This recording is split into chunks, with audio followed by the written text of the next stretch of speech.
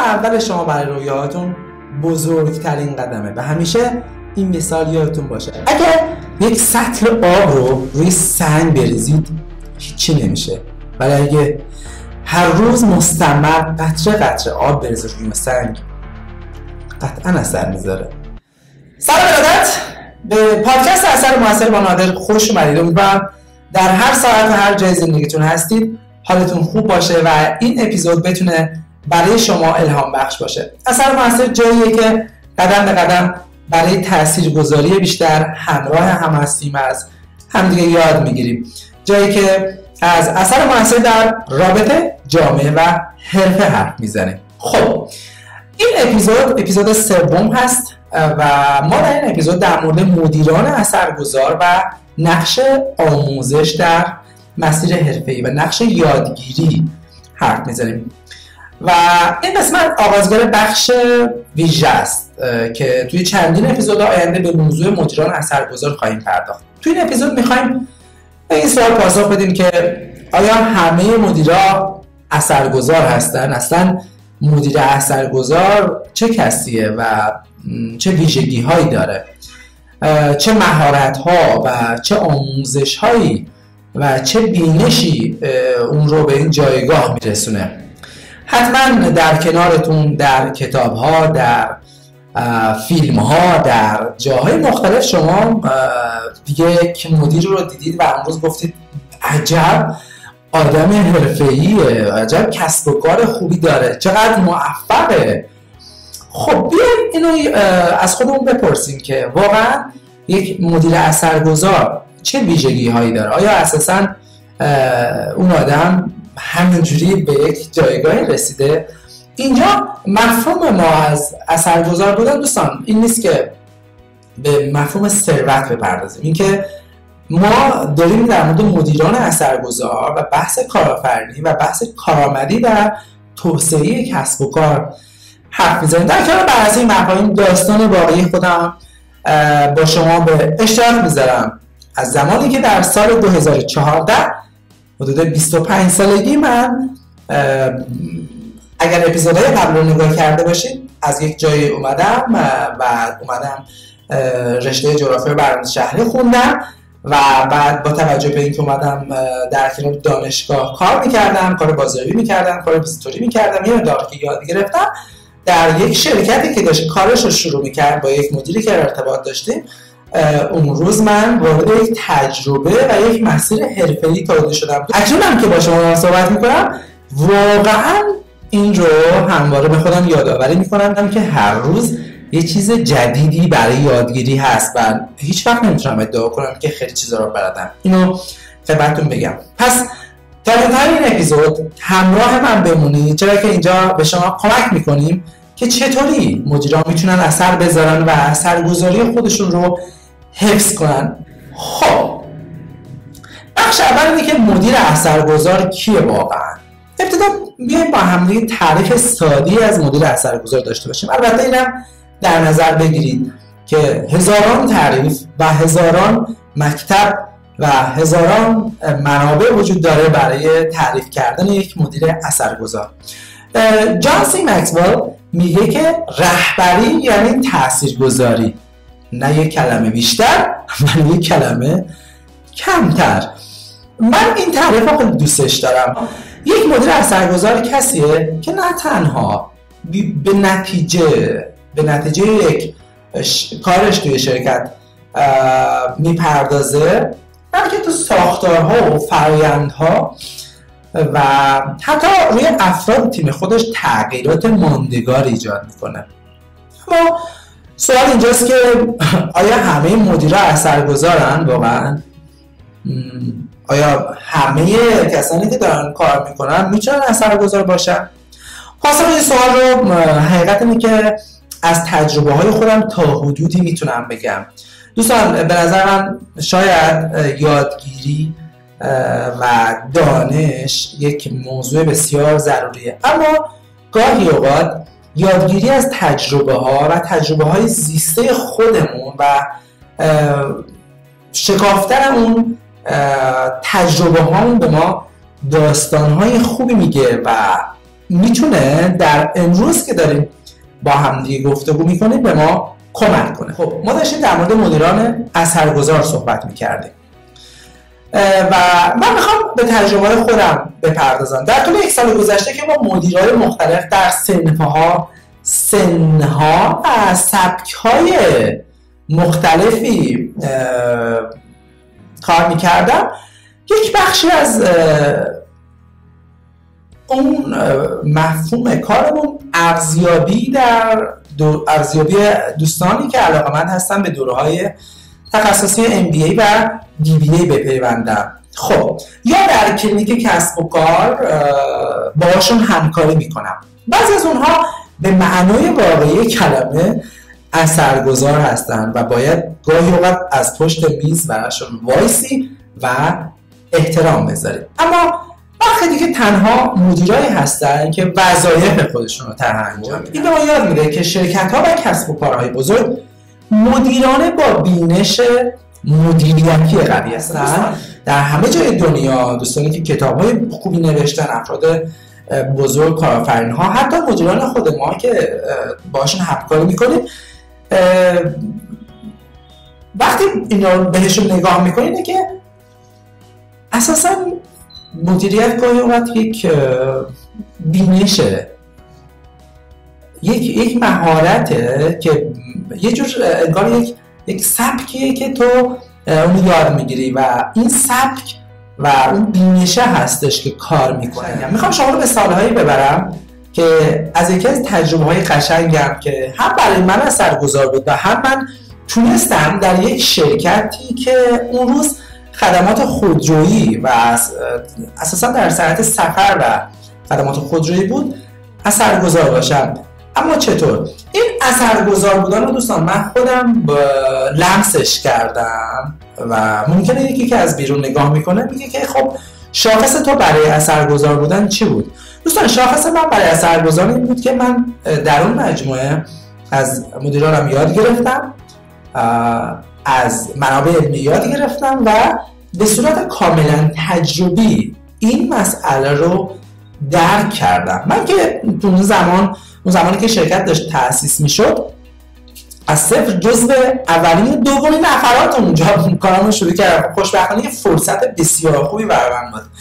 اولش با پاسخگویی امور مشتریان شروع شد و بعد در بخش اشتراک مدیر بخش بازاریابی امور مشتریان و مثل از خیلی از مدیران جوان در نهایت به عنوان مدیر کلیدی اون شرکت کارمو انجام میدادم. همیشه یه رمز داشتم حقیقتش و شاید امروز هم این کارو میکنم، ولی اون موقع چون تجربه خیلی کمی داشتم این رمزم این بود که اگه بلد نیستم سریع یاد بگیرم. این چیزی که همیشه به خودم میگفتم. مثلا اگه میخواستم برم توی جلسه‌ای، روز بعد میخواستم برم توی جلسه‌ای، من سریع سرچ میکردم، یه کتاب کوچیک مدتی میگرفتم و اون رو یادداشت میکردم که فردا اگه رفتم دقیقاً همون کارا رو تا حدودی انجام بدم. دوستان بهترین مدل یادگیری زمانیه که ما درگیر اون کار هستیم. ببینید یکی از معضلات و مشکلات سیستم‌های آموزشی در دنیا و شاید در کشور ما اینه که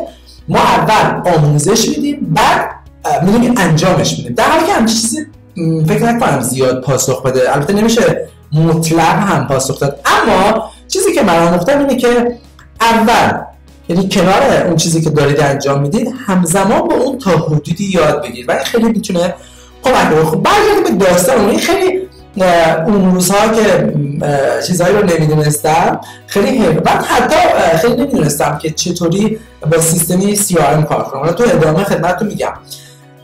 یه روز شبا تا ساعت 2 من تو شرکت میموندم و پادکست گوش میدادم. یادم یکی از سایت‌های بسیار خوبی که به من کمک کرد سایت متمم از آقای شوالی بزرگ و من خیلی همیشه بهشون ارادت دارم.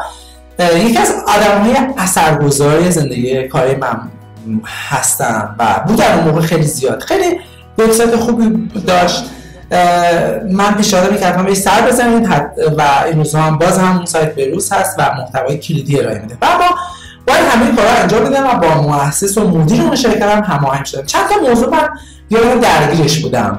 یکی سرعت عمل، زیاد فکر نکردن و فقط انجام دادن و اصلاح کردن. این چیزی که اون روزها من خیلی به کار میگرفتم و حقیقت اینه که خیلی به من کمک میکرد که سرعت عمل زیادی داشتم. من شاید این چیزایی که الان بهتون میگم رو توی سن 33 سالگی کشف کردم. یه روزی با خودم فکر میکردم که من گاهی اوقات برای انجام دادن خیلی از کارها خیلی برنامه‌ریزی میکنم. یعنی مدام جدول درست میکنم، فریم ورک میکشم، بعد این جدول رو محاسبه میکنم، بعد فردا دوباره برنامه‌ریزی میکنم، بعد هی کتاب میخونم، هی مقاله سرچ میکنم که مثلا یک کاری رو انجام بدم. حقیقت اینه که یه روزی به نشستم فکر کردم، گفتم که اوکی تو همون آدمی هستی که یه روزی در یک شرکتی که 50-60 نفر نیروی انسانی داشت و انتا مشتری داشت یه حرکتی رو انجام میدادی. پس من خیلی تغییر نکردم، اما یه چیزی تغییر کرده بود، اینکه انسان ها وقتی سنشون بیشتر میشه یا یه مقدار با تجربه میشن انگار محتاط‌تر عمل میکنن. این یک حقیقته و بتونیم گاهی اوقات اون سرعت عمل رو داشته باشیم و خیلی برای اینکه یه چیز رو انجام بدیم فکر نکنیم.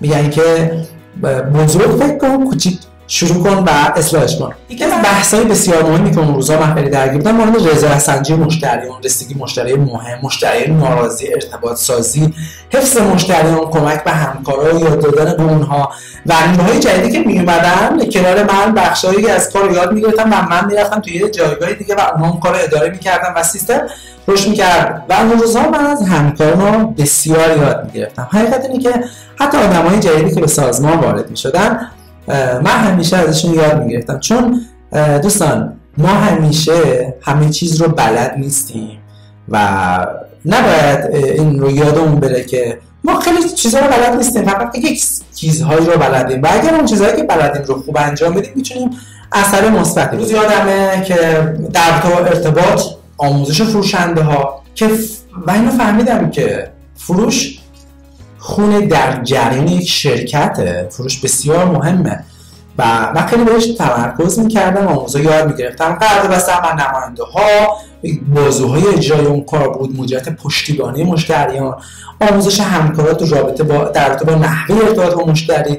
دلیلش اینه که همزمان من این کار رو خودم یاد میگرفتم، مثلا روز قبل یاد میگرفتم و فردا ارائه میدادم و توسعه CRM و جذب منابع انسانی و خیلی کارهای دیگه که تو اپیزودهای بعدی بیشتر میپردازم. اما به قول معروف نقش یک آچار فرانسه رو داشتم. یادمه که چون مدام به این فکر میکردم که رشد کنم و جایگاه‌هایی از مدیریت را در یک اون شرکت یه جوری فتح کنم، همش به این فکر میکردم که اوکی مثلا توی بخش دیگه از کار چه اتفاق میفته. همون سالها با دوره MBA آشنا شدم. این دوره‌ها روزهای پنجشنبه برگزار میشد و با وجود تمام مشغله‌هام یادمه که نمی‌خواستم حتی یه جلسه هم از دست بدم واقعا، چون هر چیزی که تو کلاس یاد میگرفتم شنبه میومدم یک جدول در میآوردم و با همکارا شروع می‌کردم کار کردم. من یه استادی داشتم آقای دکتر اخلاصی عزیز،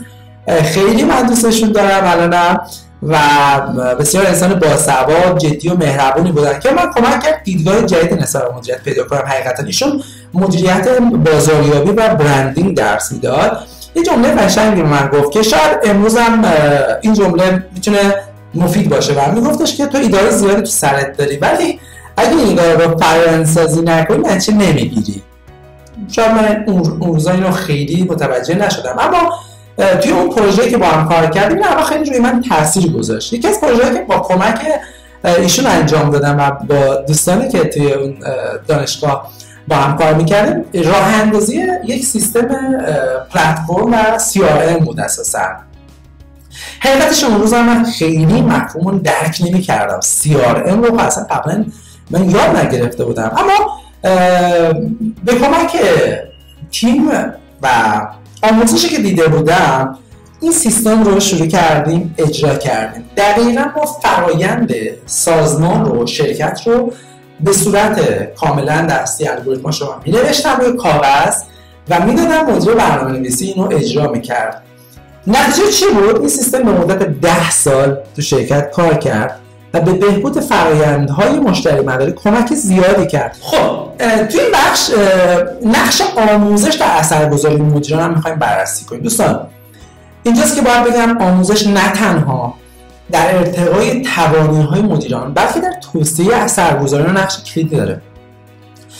پیتر دراکر که من خیلی دوستش دارم و معمولا مقاله‌اشو چک میکنم و یاد میگیرم، میگه مدیریت انجام دادن کارها به درستیه، اما رهبری انجام دادن کارهای درسته. مثلا این جمله خیلی مهمه. میدونی گاهی اوقات ما سعی میکنیم مثلا اگر 8 ساعت کاری داشته باشیم خودمون رو همه زمانمون رو پر کنیم که اون 8 ساعت تموم بشه و فکر میکنیم که اون روز خیلی آدم اثرگذاری بودیم و من همین تجربه رو دارم. میخوام بگم که من اینو انجامش دادم ولی خب روزهایی که آدم میره جلو اینو درک میکنه که این جمله پیتر دراکر رو یاد بگیره. ما اگر رهبر خوبی باشیم کارهای درست رو انجام میدیم. یه مدیر اثرگذار نه تنها به نتایج فکر میکنه بلکه به فرآیندها هم فکر میکنه که نتایج پایدار به همراه داشته باشه. این چیزیه که من در دوره MBA یاد گرفتم و تو اون تجربه کاری تو شرکت اجرا کردم. نمیتونم ادعا کنم که همه چیزهایی که تو شرکت اتفاق افتاد توسط من افتاد، نه همچین چیزی من هیچ وقت نمیتونم ادعا کنم و دوستان، همکاران و مدیران اثرگذاری بوده قطعا یک تیم خوب بود که باعث میشه که شما بتونید یک فرایند حتی کوچیک رو بگذارید. اما دورهای MBA چیزی که من درک کردم و این روزها هم خیلی ازش صحبت میشه، به نظر من به ما یه بینش میده اینکه ساختارها رو یاد میگیریم، سیستم سازی رو یاد میگیریم، دیدگاه استراتژیک پیدا میکنیم، مهارت‌های ارتباطی مثل اصول فنون مذاکره و مهمتر از همه اینا با توجه به تجربه و با توجه به ارتباطاتی که این روزها ما در بخش ارزیابی مدیرانی که علاقه‌مند هستن در دوره‌های MBA شرکت کنن من متوجه شدم اینه که فردی که دارای تجربه هست و 5-6 سال توی یک موضوع کار کرده و یک تجربیاتی رو عملاً باهاش درگیر بوده، خب طبیعیه که میتونه از MBA چیزی یاد بگیره که در محیط واقعی و در محیط حقیقی بیزینسش ازش کمک بگیره. کسی که تجربه‌ای رو نداشته، من دوستان نمیگم که اونی که تجربه نداشته نمیتونه یاد بگیره، نه، اولا کسی که تجربه‌ای در بیزینس داره و خودش درگیر یک کسب و کار هست بیشتر میتونه این رو درک کنه. حقیقت اینه که اگه بخوام یه داستانی هم بگم اینه که من با مدیرانی که صحبت میکنم، دوستانی که خب از نظر سن و سال و تجربه از ما بالاتر هستن، که من همیشه واقعا یکی از علاقه‌مندی‌هام این بود که با افراد بزرگتر از خودم دوست بشم و از اونا یاد بگیرم و همواره این بوده و من همیشه این رو دوست دارم یادآوری کنم. بزرگترین و بهترین ثروت انسان داشتن انسان‌های خوب در کنارشه، اینکه تو آدم‌هایی رو داشته باشی که ازشون بتونی یاد بگیری.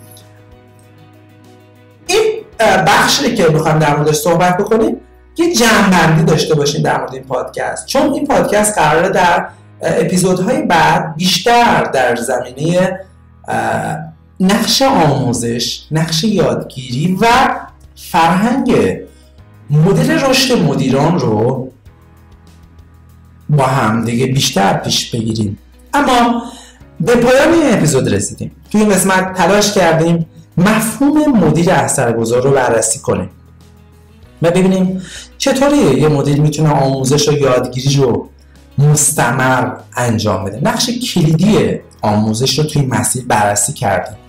از داستان شخصی خودم تا حدودی گفتم که چطوری با کمک آموزش و تجربه تونستم اون روز در 25 سالگی در اون شغل اثر مثبت بذارم. این درک خودم از خودم هست. طبیعیه که انسان ها اشتباه میکنن، طبیعیه که انسان ها شکست میخورن، اما اگر شما بتونید کشف کنید که در یک فرآیند اثرگذار بودید، این خیلی میتونه به شما در رشد حرفه‌ایتون کمک کنه. توی اپیزودهای بعد به ویژگی‌های بیشتری از مدیرای اثرگذار خواهیم پرداخت. مثال‌هایی از زندگی واقعی را بررسی خواهیم کرد. فرهنگ‌سازی و یادگیری مداوم به نظر من کلید اثرگذاری پایداره. در پایان این اپیزود با توجه به اینکه خودم علاقه بسیار زیادی به مولانا دارم و حقیقت اینه که به نظر من آدم‌ها توی زندگیشون اگر یه یادگیری فراتر از اون چیزی که تخصصی هست انجام بدن، خیلی میتونه باعث بشه که حالشون خوب باشه.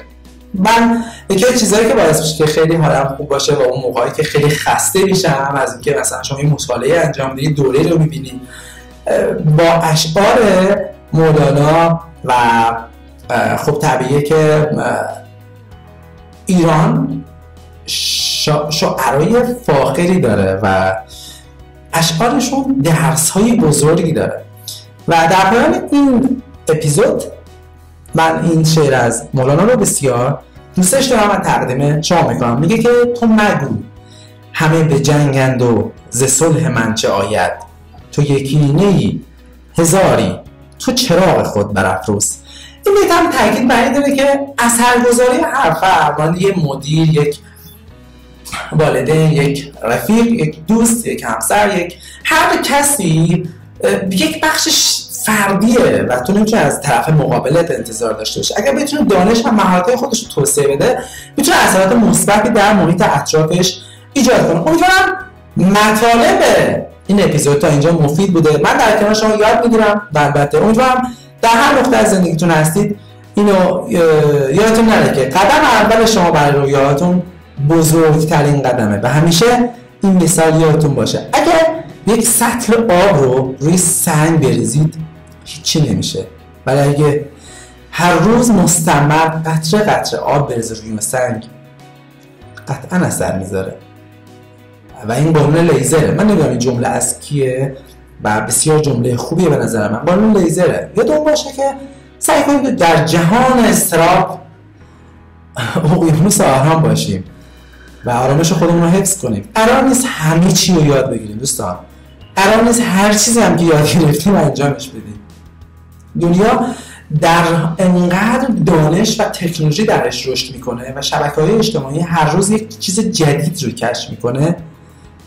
اگه تو حواست نباشه موجب بشه یادت بره که اصلا کی هستی و رویات چیه، چیکار داره میکنه. پس یکی از قوانین اثر موثر اینه که یاد بگیریم که قرار خودمون چه اثری در زندگی بذاریم، خودمون رو بشناسیم و از تکنولوژی در راستای خواسته‌های قلبی و عمیق برای خودمون استفاده کنیم و برای اطرافیانمون یاد بدیم تا رویاهامون فراموش نشه. یادمون نره هر روز یک کار درست برای انجام دادن هست. 1% اثرگذاری 99% میتونه برای رسیدن به رویاهامون کمک کنه. دوستان من باور دارم که زندگی و در اپیزود اولم گفتم مانند سفره. از در طول این سفر ما هم میتونیم از مسیر لذت ببریم و همین که اثرگذار باشیم. یادمون باشه هر قدمی که برمیداریم اثری که از ما به جا میمونه. بیایم بزرگ فکر کنیم و کوچیک شروع کنیم، مستمر ادامه بدیم و اثرگذار بمونیم.